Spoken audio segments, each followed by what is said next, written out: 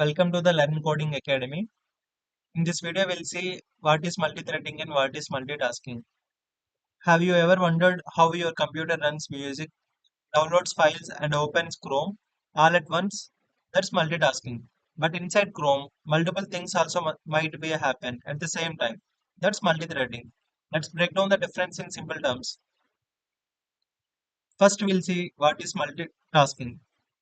Multitasking means the operating system runs multiple processes at once. Each app, like Chrome or Spotify, is a separate process with its own memory. The CPU switches between them super fast, giving the illusion they are all running simultaneously. You can see the examples listening to the music, typing in the word, downloading a file. All these are different tasks. Now we'll say multi-threading.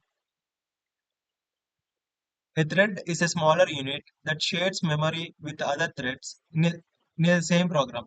For example, in a browser, one thread loads pages, one plays videos, another handles input. All are in sync. Now we'll see the simple example.